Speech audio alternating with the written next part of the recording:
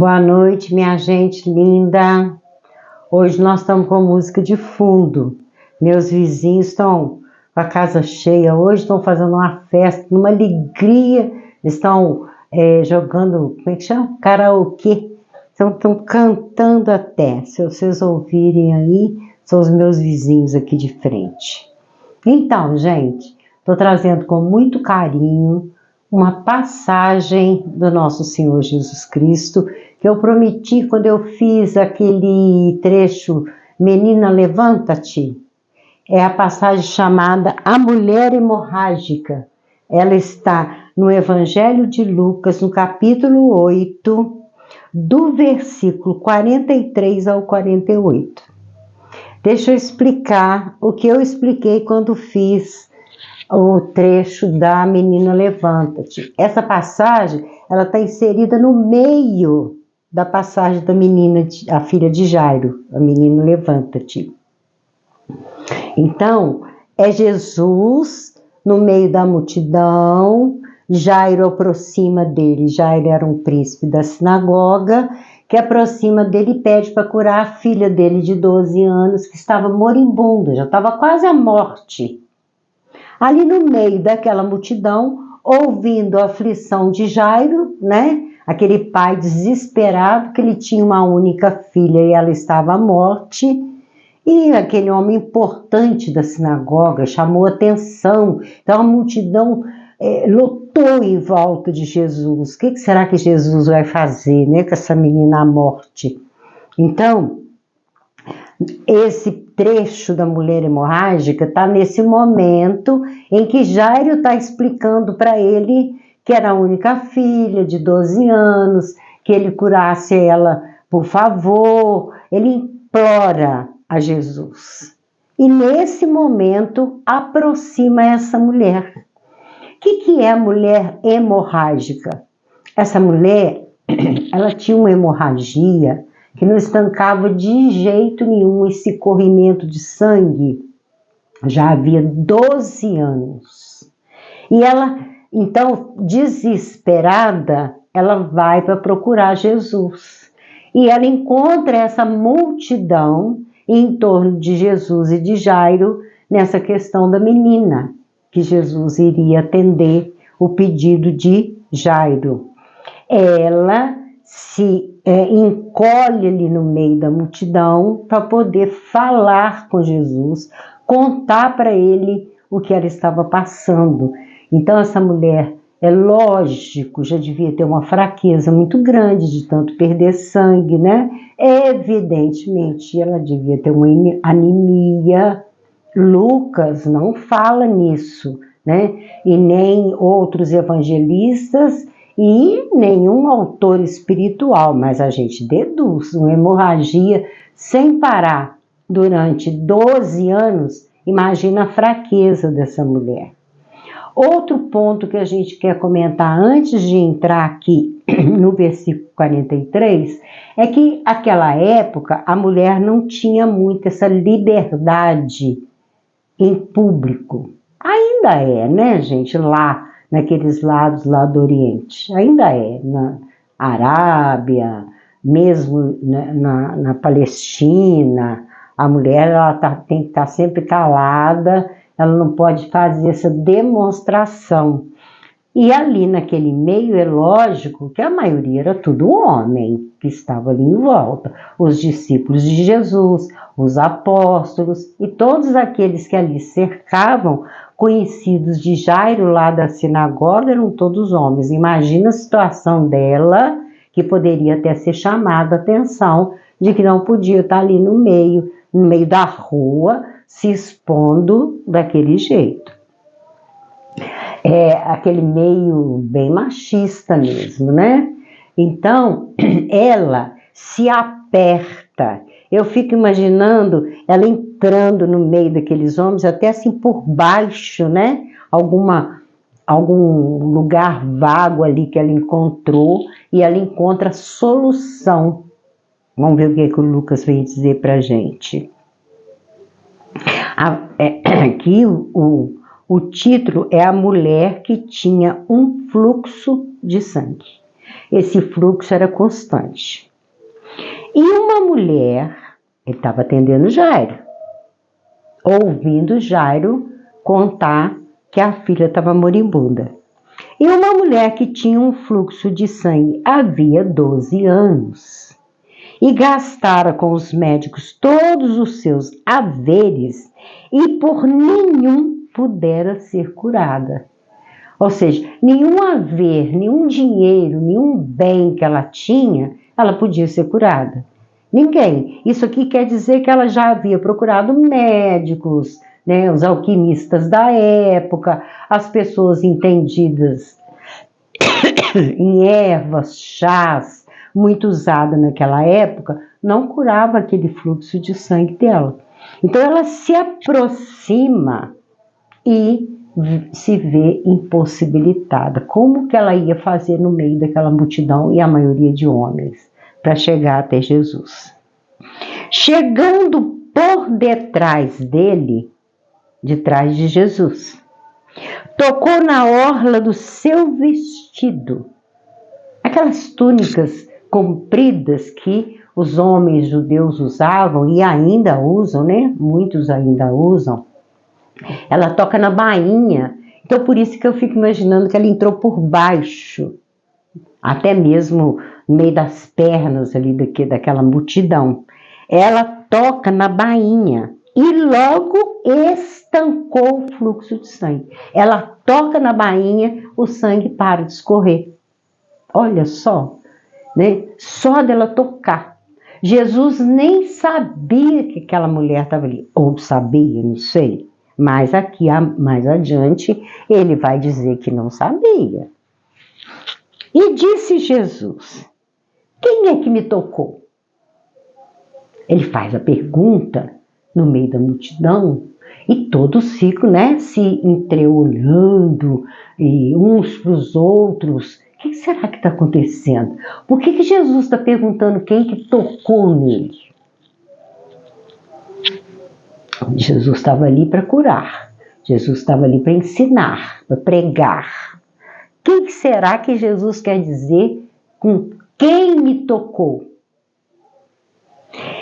E negando todos negaram. Não fui eu não, Senhor. Eu não toquei no Senhor, não.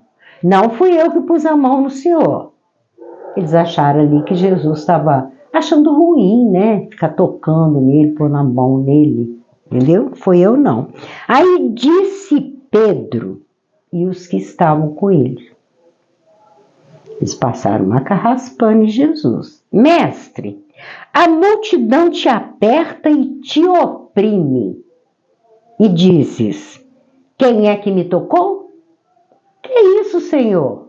Uma multidão em volta do Senhor, toda apinhada aqui, apertada em volta do Senhor, e o Senhor vai perguntar quem te tocou? Claro que todo mundo esbarrou no Senhor aqui, ué. Né? Quantas vezes a gente está aí numa avenida cheia de camelagem e cheia de pessoas, nesse vai e vem que está demais o comércio? Quantas vezes as pessoas nos dão um esbarrão, toca, encosta na gente, e aí Jesus vai perguntar quem me tocou? Mas por que ele perguntou isso? Quem é que me tocou? Eu quero saber quem me tocou. E disse Jesus, depois que Pedro chamou a atenção dele, no meio dessa multidão toda, aí Jesus vai dizer, alguém me tocou, porque bem conheci que de mim saiu virtude. Olha que lindo. De mim saiu energia. Alguém me tocou e retirou energia de mim. Olha só, disse Jesus, alguém me tocou, porque bem eu conheci, ou seja, eu percebi que retiraram algo de mim, mas eu quero saber quem é. Quem me tocou? Quem que está aqui com a intenção de retirar energia no meio dessa multidão? Olha só, em primeiro lugar, Jesus, por que ele queria saber? Que era alguém que estava precisando de cura, que retirou, né, dele. Em segundo lugar, Jesus queria mostrar para essa pessoa que ele doou. Jesus tinha capacidade de curar as pessoas de longe, como ele fez em várias passagens, né? Aquela belíssima passagem do centurião de Cafarnaum, que ele fala com ele, vai que o teu criado a essa hora já está curado, de longe, porque Jesus não trabalha sozinho. E nesse momento aqui, ele sabia que alguém tinha retirado dele aquilo que ele tinha para cura. Ele sentiu algum choque. Igual quando a gente aplica passe, né, gente? Quem aplica passe, quem aplica o reiki, quem aplica o joreio, né? Ou jorei, sabe disso, que após a aplicação a gente fica um pouco cansado, fica um pouco exaurido, a gente vai para casa, é até recomendável tomar muito líquido, né? Muita água, se precisar deitar um pouco para recuperar essa energia, a gente recupera, tá? Não precisa ficar preocupado com isso não, doou aqui, ganhou ali. É igual a história da caixa d'água que eu já falei para vocês. Quanto mais abre a torneira, mais entra a água limpa na caixa d'água. A água não fica pestilenta, podre, suja e cheia de lodo, porque ela vai renovando. E essas energias é assim mesmo. E a gente sente quando sai. Eu tenho muito essa sensação nas mãos. As minhas mãos começam a pegar fogo e eu sinto fluir pelos dedos. E sinto também muito na região dos rins, mas é muito, gente. Quando a pessoa está muito mal, eu tenho dores, um peso nos rins. Meus rins ficam parecendo que vai me fazer curvar. Eu chego a curvar de tanta dor nos rins. Acabou também? Acabei de fazer o procedimento de aplicar o passe, de aplicar as energias também, já melhora. Jesus, então, sabia que alguém tinha retirado disso. O segundo ensinamento que a gente tira é o poder da fé dessa mulher. Ela acionou as teclas da fé. Primeiro foi quando Jesus vai passar por aqui, eu vou lá que eu vou ficar curada. Segundo, não pôde chegar perto dele, eu toco no vestido dele que eu vou ficar curada. Então a fé que ela colocou foi imensa, ela tinha certeza que Jesus ia curá-la. Ela tinha essa certeza.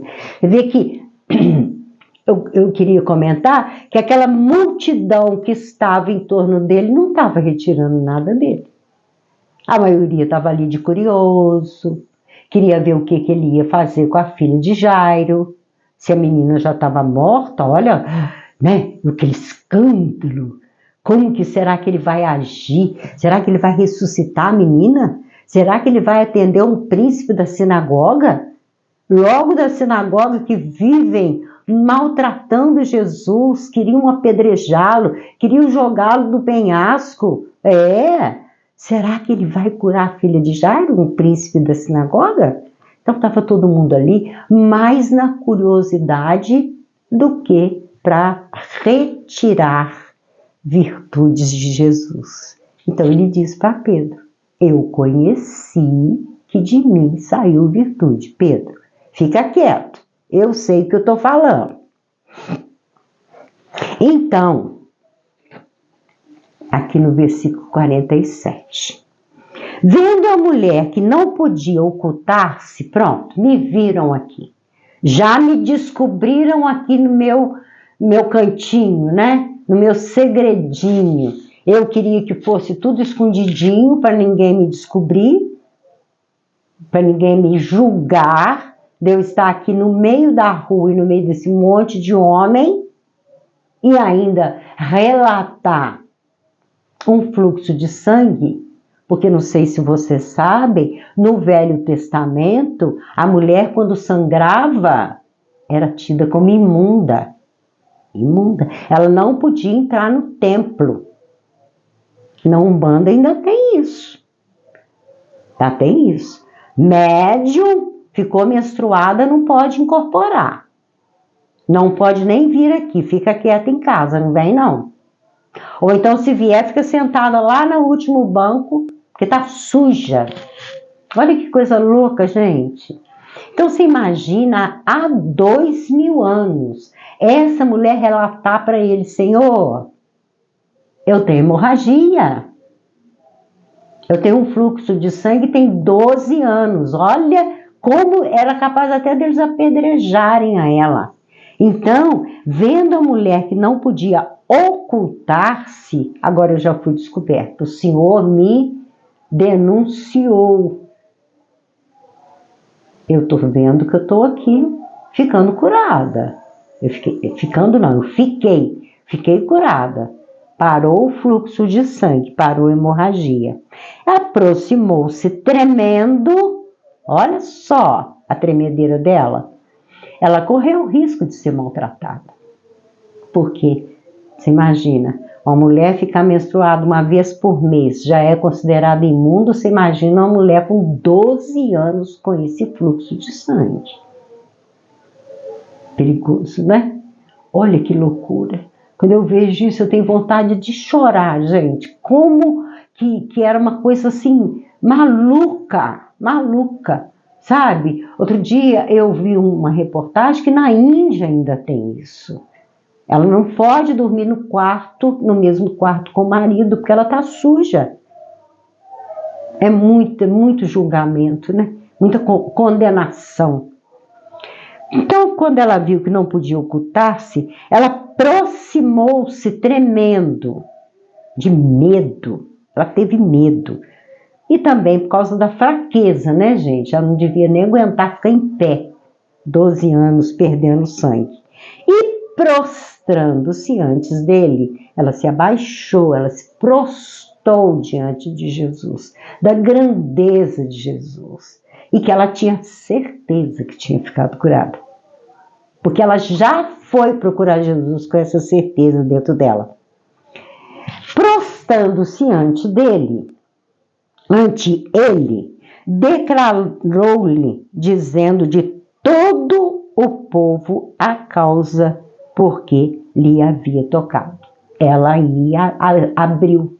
se abriu. Olha, Senhor, tem 12 anos que eu tenho esse fluxo de sangue, eu já procurei vários médicos, eu gastei todo o meu dinheiro, todos os meus recursos e ninguém conseguiu me curar.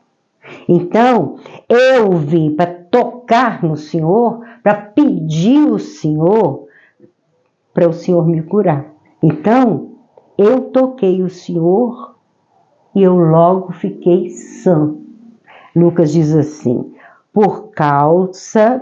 porque ele havia tocado e como logo sarara. Ela conta para ele: eu tinha isso tudo, quando eu toquei no Senhor eu fiquei sã, eu fiquei curada do fluxo de sangue. Não deve ter sido fácil para ela contar aquilo, mas ela contou, que ela foi descoberta, né? Gente, quanto a esse negócio de cura, eu não sei se eu já contei para vocês, eu trabalhei 30 anos com a medicina espiritual, de corte, tá, gente? Com lâmina de bisturi, corte de sair sangue, com a equipe do Dr. Fritz. Eu trabalhei numa casa, que eu não vou aqui citar o nome, 30 anos. Eu nunca incorporei, isso eu já falei também, né? Mas eu tenho uma mediunidade sensitiva muito grande. E o meu trabalho era como tipo secretária, enfermeira, fazer os curativos após os cortes, instruir a pessoa sobre o repouso que ela deveria fazer, sobre o respeito quanto à cirurgia que ela fez, se ela teria que voltar mais vezes. Então, o meu papel era esse, e assessorar o médico. Regina, me dá uma lâmina tal. Regina, agora eu quero algodão, agora eu quero a gaze. E eu estava ali para poder servir a esses médicos espirituais. Essa casa Ela funcionava toda semana no sábado. Eu saía de Juiz de Fora, levantava 4 horas da manhã, pegava o ônibus lá longe na rodoviária, muito longe. Eu ia de ônibus. Eu pegava esse ônibus, eu não me lembro se era 5h30 ou 6 horas que eu pegava esse ônibus. Era muito cansativo, era muito difícil. Era uma viagem de 1h30 e quando chegava lá, eu andava um percurso enorme para chegar nessa casa onde fazia esses atendimentos. Era toda semana estava eu lá. E eu saía por volta de 10, 11 horas da noite. Ficava lotado de pessoas procurando cura, de pessoas procurando alívio. E onde eu quero chegar? Onde eu quero chegar com vocês? Nesses 30 anos, eu nunca vi um câncer ser curado. Estão decepcionados, né? Nunca vi alguém deixar uma muleta. Nunca vi alguém levantar de uma cadeira de roda. Nunca. Eu via receituários, ainda mais de remédio homeopático, muitos remédios receitados para uma gripe, uma dor de cabeça, uma garganta ruim. Tinha muitos médicos que receitavam também chás, gargarejo, banhos e toda essa coisa voltada para ervas. Eu gostava muito, que eu aprendi muito nessa casa. Mas pessoas ficar curadas, não. Tá? Inclusive existiam casos graves e que eles mandavam procurar médico da terra. Primeiro também que eles não podiam receitar remédio controlado, antibiótico, não podia, né? Como não pode. Então a maioria dos casos eles mandavam para o médico da terra. Ou então ficava ali, eu vou dizer a verdade, cozinhando. Volta semana que vem, volta semana que vem, volta semana que vem. E a pessoa só ia piorando até que a pessoa mesmo sumia. Eu nunca vi cura. Cura. Hoje eu olho para trás. Na época que eu estava lá, eu estava fascinada. Hoje, quando eu olho para trás, eu não vi. Tá? A pessoa entrava e saía. Mas existia, eu estou falando de retirar energia, né, gente? Eu vou contar um caso para vocês. Que um dia, era assim, num sábado consulta, a clínica, né, a parte da clínica, e no outro sábado a cirurgia, que eram indicadas nesse sábado da clínica. E num dia de consulta, num dia de cirurgia, parou uma ambulância em frente à casa, mas a ambulância era imensa, era um verdadeiro hospital. Sabe essas... Como que eu vou explicar? Essas vans bem grandona mesmo, a ambulância era tipo isso. Parecia um ônibus de tão grande. E ali dentro tinha tudo enquanto é aparelho que vocês podem imaginar. Era uma família rica lá da cidade, a cidade é Barbacena. Desses políticos importantes lá de Barbacena. Um dos parentes furou fila, não quis saber se tinha alguém na frente, foi entrando pro consultório adentro. E eu pedindo a ele que não fizesse isso, mas ele nem ligou. É gente importante mesmo, gente muito rica. O médico incorporado com a médium. Tá, gente? Da equipe de Dr. Fritz. O nome dele é Otto Friedrich Miller. Esse homem, então, entrou e falou com ele: eu estou com a minha mãe na ambulância aqui na porta. E o médico não queria autorizar a saída dela, porque ela está muito mal. Mas de tanto eu me insistir que eu ia trazer ela aqui, que ela ia ficar curada, eu, então, vou pedir o senhor para ir lá dentro da ambulância, que ela não pode sair de lá para vir aqui. Ele falou: pois não. Ele respondeu: pois não, vou sim. Me chamou, Regina. Ele me chamava para tudo. Vamos lá comigo. Falei: vou sim. Troquei o jaleco dele que estava sujo de sangue, para ele entrar naquela ambulância, né? Aquela coisa toda. E a gente foi. Gente, Vocês não podem imaginar o susto que eu levei. A mulher era uma senhora mais bem idosa. Ah, devia ter por volta de uns 90 anos, gente. Bem magra, assim, esquelética. Era aquela pele seca, agarrada nos ossos, sabe? Aquela coisa que se você puxar é capaz de arrancar. Aquela coisa frágil. Mas o que mais me assustou não é a magreza. Ela estava em coma, tá? Toda monitorada, toda cheia de aparelhos, sonda para tudo quanto é lado, soro de um lado, sangue do outro lado, aquela maquininha que fica pi, pi, pi, pi, ali funcionando com aqueles aparelhinhos que coloca no peito do paciente. Mas o que mais me assustou não foi isso, não. Eu estava acostumada a ver muitas coisas, mas igual essa eu nunca tinha visto. Gente, a mulher era verde. Verde, pode acreditar. Verde. Mas um verde mesmo vivo, toda, da cabeça aos pés. Devia ser algum problema sério de rins, falhando, sei lá, vesícula, fígado, não sei. Só sei que ela estava verde, completamente cadavérica. Olha, eu vou ser sincera para vocês. Eu até achei que a mulher estava morta. Deus que me perdoe, que visão horrível. O que ele fez? Ele mandou que levantasse aquela camisola de hospital e ele veio com a lâmina de bisturi, mas ele deu um risquinho tão superficial do lado direito. Ele veio com o bisturi e fez, vamos colocar um risco assim de uns 4 dedos aqui na região dela do lado direito. Mas superficial que nem sangue saiu. Aliás, eu nem sei se aquela mulher tinha sangue, gente. Aquele sangue não. Aquela coisa assim, de levinho. Ele virou as costas e foi embora. Eles não são muito de ficar conversando, não dão diagnóstico de forma alguma. Não fica explicando o que é, o que não é, porque é uma medicina diferenciada. É diferente. Quem assistiu o filme Nosso Lar, ou que leu o livro belíssimo chamado Nosso Lar, sabe disso.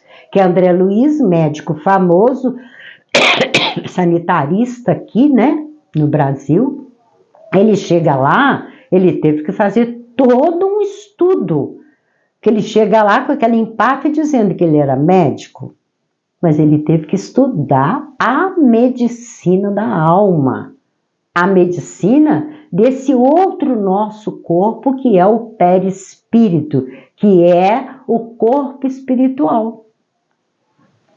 Doutor Otto, então, vira as costas e eu ali com o algodãozinho, pedi à família que ajeitasse a roupa dela, tinha uns 2 ou 3 parentes, saí atrás dele, que a minha função era estar com ele, assessorando o médico e a sua médium. Então, daqui a pouco eu vou contar uma outra curiosidade para vocês. Quando eu cheguei lá dentro, eu falei, doutor Otto, o que é aquilo, doutor? Ele não comentou. De repente, aquele filho que havia adentrado com aquela, até mesmo grosseria, voltou. Chegou e falou assim, eu quero saber se minha mãe vai ficar curada. Vocês acreditam que o doutor Otto virou para ele e falou, vai. Ela vai ficar curada dentro de poucos dias. Pode aguardar. Eu estou dizendo que ela vai ficar curada. Ela vai ficar curada sim. Esse filho agradeceu e e voltou para dentro da ambulância e foram embora. Gente, a semana se passou, né? Eu voltei para casa. Na semana seguinte era consulta. Esse filho é um político aí importante. Ele entrou pisando duro pela casa fora, abriu a porta do consultório e de repente disse para ele, seu embusteiro, seu fingido, Você falou que a minha mãe ia ficar curada, depois de 2 dias ela morreu. Ela não ficou curada, não, ela morreu. Você não falou que ela ia ficar curada? Você é um embusteiro, começou a querer engrossar. E o Dr. Otto ficou calado. O Dr. Otto era muito assim, extrovertido, completamente o oposto de Fritz. Adolf Fritz era aquela grosseria. Ele chegava, maltratava todo mundo, não cumprimentava ninguém, não sabia nome de ninguém, jogava o material no chão pra gente pegar, sabe? Acabava de passar um algodão numa ferida, jogava aquele algodão pelo chão, eu tinha pavor disso, eu mantinha tudo certinho, a lata de lixo para colocar. A lâmina do bisturi ele jogava cheio de sangue em cima da maca, sujava o lençol. Eu tinha uma raiva disso. Muito grosseiro ele, muito. Dizem que melhorou, né? Depende muito do médium também. Dr. Otto então ficou calado, não a revidou, não tentou explicar nada. Quando o homem se acalmou e parou com esses impropérios, ele virou para ele e falou assim: mas a sua mãe está curada. Ela se curou, sim. Ele falou: como curou se ela morreu? Ela não curou nada. Ele falou: sua mãe está curada. Sua mãe está no hospital, assessorada por mim, eu estou cuidando dela. Ela já não está em coma mais, está lúcida, só que estamos mantendo ela dormindo a maior parte do tempo para ela tomar os fortificantes, para ela levantar, para ela recuperar, para ela fortalecer o corpo espiritual, mas ela está curada. Dentro de poucos dias ela vai estar andando dentro do hospital, que eu já vou autorizar para ela se levantar e andar. Sua mãe está curada. E aí, gente? O homem soltou mais umas faíscas, porque pelo jeito ele não entendia nada daquilo. Ele estava ali buscando cura, mas não procurou se instruir para saber o que acontecia. Ele saiu pisando duro e soltando um monte de faísca por ali afora. Falei: doutor Otto, como que o senhor faz uma coisa dessa, doutor Otto? O senhor garantiu que a mulher ia ficar curada. E dentro de menos de 2 dias a mulher morreu. Ele falou: mas ela está curada, Regina. Ele carregava assim um sotaque, sabe? Ela está curada, Regina. Ela está no hospital do espaço. E aí? E aí? Nesse caso, vendo esse caso da mulher hemorrágica, eu lembro dessa mulher. Que para mim, aquela mulher não tinha sangue mais. O sangue dela estava todo contaminado. Sei lá, se ela até precisava fazer uma hemodiálise, não sei, né? Eles também não relataram isso, não. E também esses médicos espirituais, eles não ficam escutando muito esses relatos aqui do médico da Terra. No dia de consulta, sim, mas no dia de cirurgia, não. Era aquela coisa rápida. Pegava o bisturi, cortava e fazia o curativo, mandava embora e pronto. Não tinha nada de ficar conversando, não. Equipe de Fritz é assim mesmo. Eu vou usar um termo aqui e vocês vão me xingar. Açougueiro. É cortar e vai embora e pronto, acabou o assunto. Então, eu aqui comparando com esse caso, é muito, muito interessante. Não tem nada a ver um caso com a outra. Mas para Jesus haveria cura. Para Jesus, sim. Quando eu iniciei esse caso e falei para vocês que eu nunca vi uma cura, é porque aqui ninguém, nenhum pastor, nenhum padre, nenhum dirigente de terreiro de umbanda, de centro espírita, casa da benção, casa da oração, casa disso, casa daquilo, casa daquilo, ninguém faz o que Jesus fez. Ressuscitar. Se bem que tem um político louco por aí que está dizendo que ele ainda vai ressuscitar mortos, né? Então, para ganhar a eleição, claro. Então, é Jesus. É o mestre. A energia de um espírito de altíssima evolução, que veio de um lugar de muito longe, trazendo essa luz, e todos aqueles ali em volta assessorando, entendeu? Aí vocês vão dizer, Regina, mas estava na hora da morte dela. Aqui eu não estou falando só o caso dela. Eu comecei dizendo que eu nunca vi uma cura de uma doença, principalmente terminal. Nunca vi. A pessoa sumia, a gente não tinha mais notícia dela, tá? Então, e a maioria dos casos, quando ela voltava pior, fazendo quimioterapia e já desanimada de tanta fisioterapia, né? Então, o porquê que eu contei isso foi por isso. Por causa dessa situação de não curar. Tem que aliar o conhecimento, né, da física quântica, o conhecimento de como manipular as energias e também a fé. E também a fé da pessoa. Porque se não foi igual a mulher hemorrágica, que a fé dela é que curou, é Jesus que fala, mulher, a tua fé te curou. Foi você que se curou. Então Jesus diz para ela, aqui encerrando, né? Tem de bom ânimo, filha, a tua fé te salvou, vai em paz. Fica em paz, você está curada. Então essa mulher, ela foi curada, aliando as virtudes, como diz aqui, né? Naquela época não se usava a palavra energia, isso é dos dias atuais. Ele falava virtude, aliando as virtudes de Jesus à imensa fé dela. Então ela retirou de Jesus aquilo que ela precisava. E eu aí pergunto para vocês, esses médicos espirituais têm essas virtudes? Será que esses médiums que recebem esses espíritos também têm uma situação de uma boa, de uma excelente energia para curar? Porque esses médicos espirituais, eles não fazem nada sem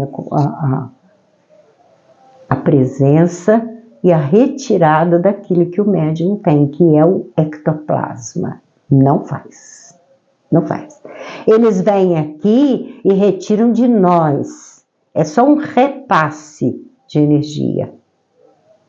Mas aí eu pergunto, quem de nós tem uma matéria igual a que Jesus tinha? Nenhum de nós. Quem sou eu? Né? Eu já aliviei muita gente de mal-estar, né? Principalmente quando é coisas espirituais, eu já aliviei muitas pessoas, mas essas curas assim, nananina, não.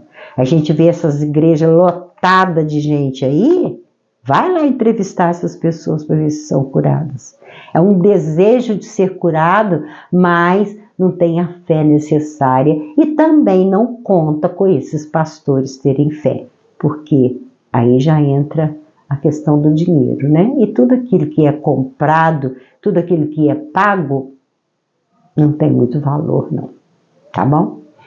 O caso que eu ia contar para vocês é que se passou lá também, aí já é a falta de fé mesmo. E a desconfiança. Porque, na verdade, aquele filho levou a mãe ali no último recurso. E eu não posso aqui dizer que ele não tinha fé, entendeu? Se ele levou, ele foi com a esperança de curar a mãe. Já estava desesperado de ver a mãe naquele sofrimento, que ela já estava há muito tempo daquele jeito, tá? Eu estava assessorando um outro médico espiritual, quando entrou um homem, tipo fazendeiro, muito grandão, um chapelão enorme. Esse homem entrou e falou, olha, eu estou aqui para dizer para o senhor que eu não acredito, para dizer para você, né? Ele não falou senhor porque a média era mulher e de modo geral eles chamavam, era no feminino. Não tinha esse negócio de chamar no masculino. Quando eu entrei para lá, Os médicos até se assustaram comigo, que eu tratava todos eles com o seu gênero, né? Aliás, nunca vi uma médica espiritual. Vocês já viram? Eu nunca vi. A única que falava muito nela era irmã Sheila, mesmo assim eles colocavam ela como enfermeira. Eu nunca vi falar em médica espiritual, mulher. Interessante, né? Cala a boca, Regina. Cala a boca.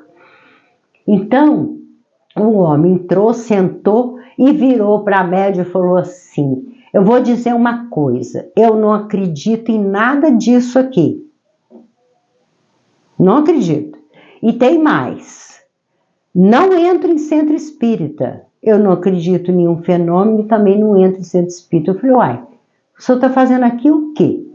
Não posso assim dizer que aqui é um centro espírita, mas é um centro das coisas espiritualistas. O senhor está dentro de um centro, sim. O senhor está dentro de um templo espírita. Ele falou, então, quer saber de uma coisa? Estou indo embora, não quero saber de mais nada. Levantou e foi embora. E chegou lá para agredir. Não acredito em nada disso e também não põe meus pés, eu não entro no centro espírita. Então, se aconteciam umas coisas, se eu ficar aqui contando, nós vamos ficar aqui a noite inteira de tanto caso bizarro que eu vi acontecer nesse lugar. Mas aprendi muito, tá, gente? Aprendi muito, aprendi a não abaixar muito a cabeça, igual eu sempre fazia. Gastei horrores, empreguei dinheiro demais naquela casa, coitado do meu marido. E ainda saí de lá muito aborrecida com os acontecimentos, mas deixa isso para lá. Então fica aí, né, a história da mulher hemorrágica no Evangelho de Lucas, lá no capítulo 8. E a gente deseja que todo mundo saiba acionar essa fé dentro de si. Alguém aí se lembra de Alziro Zaru? Não, né? Vocês são muito jovens para lembrar de Alziro Zaru. A minha avó colocava um copo em cima do rádio na hora que Alziro Zaru ia fazer aquela oração dele. E ai da gente se passasse em frente ao rádio, ela ficava brava. Ela tinha uma fé naquela água ali, uma coisa de doido. Aquela água depois ela distribuía quando a gente tinha alguma gripe, alguma coisa, ela dava pra gente. Então assim, ela tinha uma fé enorme. Então, que nós possamos retirar de Jesus com essa fé, retirar dessa energia essas virtudes que Ele tem para nos doar, que Ele tem para nos dar, com o seu grande amor, com a sua grande boa vontade em nos servir. Que saibamos retirar do Senhor Jesus, mentalizar, né? Jesus nos curando e acreditar nessa cura. Não ficar com esse ato mecânico. Me aborrecia muito nos centros espíritas aqui de fora. Aquele ato mecânico de fazer um balé na hora de aplicar o passe, mas eu não via a vontade, a empatia de curar aquele paciente que está ali em frente. Isso me aborrecia muito. Você tem que ter muita boa vontade. Como diz Jesus, você tem que ter jejum e oração. Jejum moral, jejum de carne, de vícios, de bebida alcoólica, de drogas, de viciação sexual e um monte de outros jejum. E muita oração para poder curar, para poder servir as pessoas necessitadas. Vamos à nossa frase? Tá aí então. Misericórdia quero e não sacrifício. Onde tem misericórdia, não se pratica sacrifício. Porque eu não vim chamar os justos, mas os pecadores ao arrependimento. Eu não estou aqui para cuidar de justo, não, gente. Eu não estou aqui para cuidar daqueles que já são evoluídos, que já atingiram, né, a luz, que já fizeram sua viagem para dentro das suas consciências, que já modificaram para melhor. Não, eu estou aqui para chamar, para cuidar daqueles que necessitam, daqueles pecadores ao arrependimento. É isso que Jesus está aí, para nos ajudar e nos curar nas nossas mazelas. Que Jesus nos abençoe e que possamos ter dias melhores em nossas vidas, porque está difícil, né, gente? Mas que a gente possa entronizar essa vontade de ter Jesus do nosso lado, chamar por Ele mesmo, chama por Ele. Ele diz que venceu o mundo e a gente está esperando Ele vencer o mundo até hoje, né? Um grande beijo no coração de vocês.